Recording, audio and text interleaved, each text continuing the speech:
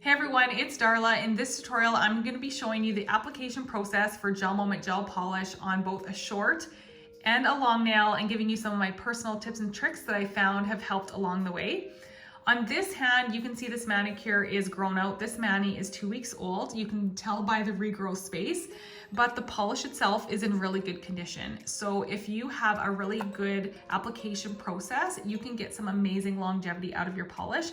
If you weren't totally ready to change your mani and your polish is still in really good condition, you could easily do a fill. I'll post my fill video 3 different ways to fill this regrowth space in the comment section below. But in this video, we are starting fresh with naked nails. So this is my prepped, ready to go short nail. On this nail, I don't have it quite ready. I want to show you the prep to the nail space before we are ready to apply polish. So every removal, I soak my nail in a nail oil. Today I used the Green Tea Zen nail oil. I'll also post my removal video in the comment section down below so you guys can check that out. But I always soak my nail for 10 minutes with a nail oil before I apply my polish. So this nail has been soaking for 10 minutes, and what I want to do now is go in with the blunt end of my cuticle pusher, and I want to check out my cuticle space. So I am someone who is prone to having the cuticle grow up onto the nails. If you take a really close look at your nails, you'll be able to see the condition that your cuticle and the skin around the nail is in. So I'm just going to cleanse some of that oil off so it might be a little more obvious to see. And personally, I do get cuticle growing up onto the nail. It's that little bit of white that is going to be stuck to the nail. As well as I get this proximal fold at the bottom, I do get this skin growing over top of the base of my nail, as you can see. So I do like to clear that nail space so the entire nail is clear and ready for polish. So I do take the blunt end of my cuticle pusher. This is all softened due to the oils. If you have a cuticle softener, or if you just soak your hands in warm water, that will soften the skin enough to make it soft to push back and remove from the nail. So I'm really focusing on the white bits of cuticle that are stuck to the nail. I really want to push that away. I get it the most in the corners, and focus on cleaning all around the skin without hurting your skin and damaging the nail by pushing too hard and gouging into the nail. So once I've pushed that all down to the sides or to the bottom, I do have a bit here that I would like to get rid of. So I do personally trim. I use the GelMoment cuticle nippers. They are the best I've ever used. I love these nippers. I find that they are a great width and they fit into the corners of my nail. So I go very gently in to remove this excess cuticle and the excess skin from that proximal fold at the bottom. I work in very small snips as my nail is rounded at the base, so I can't just clip straight across. I need to work with that shape and go along that proximal fold. So once that nail space is all completely clear of cuticle or any excess skin, you can shape your nails if you haven't done so already. The biggest reason for having a clean nail space of excess skin or cuticle is to have a clean application. You don't want any of that polish pooling at the cuticle or sitting on skin because it will lift and peel. Another reason is it's going to give the illusion of a longer nail bed, which is generally more flattering. It elongates not only the nail bed, it makes the nail look longer, making the fingers look longer, making the whole hand look longer.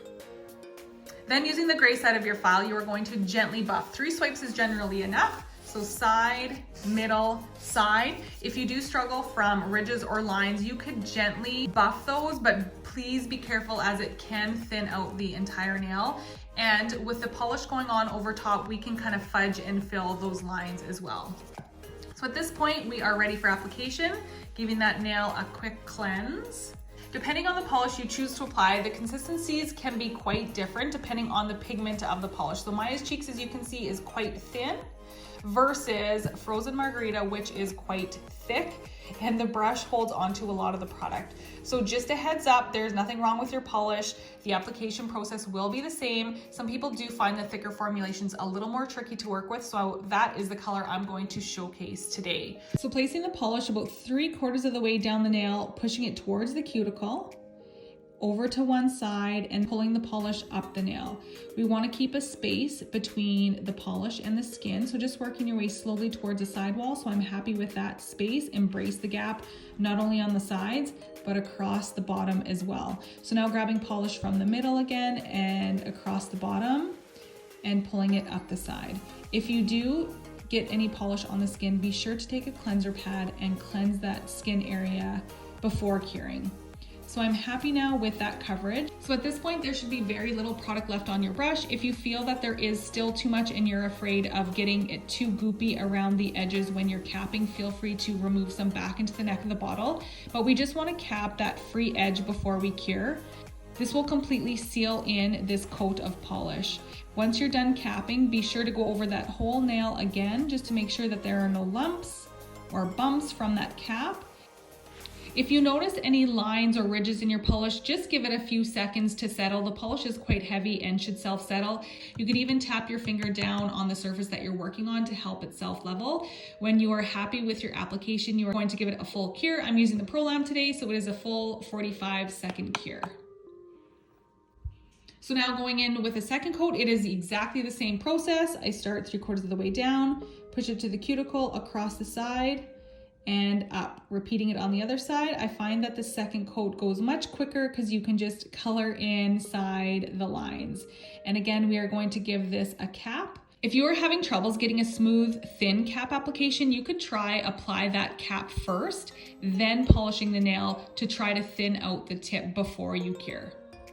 So that is 2 complete coats. If you wanted a third, you would just repeat the process. So now moving on to the short nail, the application process is still the same, going about 3/4 of the way down, pushing that polish towards the cuticle, across the bottom, and then up the side, just keeping that space between the skin and the polish, and repeating on the other side.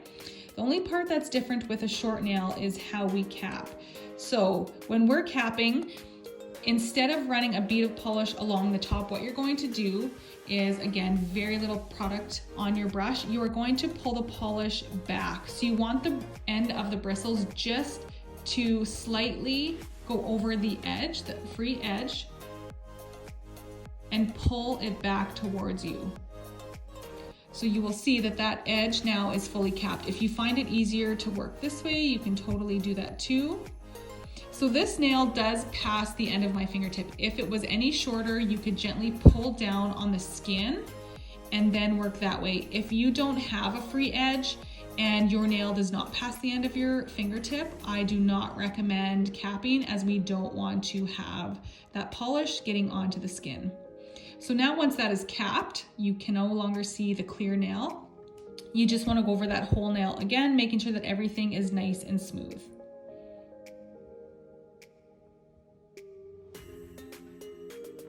Applying the second coat now, just repeating that process.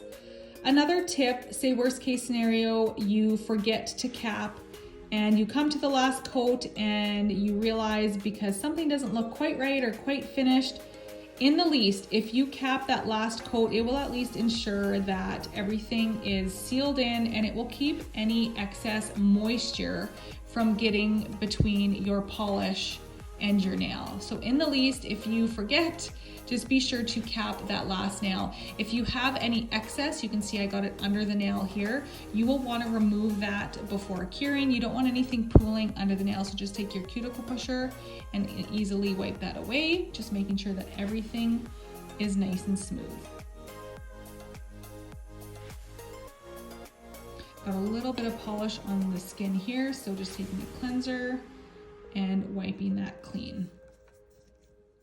Another tip too, while it is curing, you'll want to make sure to move your polish away from your lamp, just that it doesn't accidentally cure through the bottle.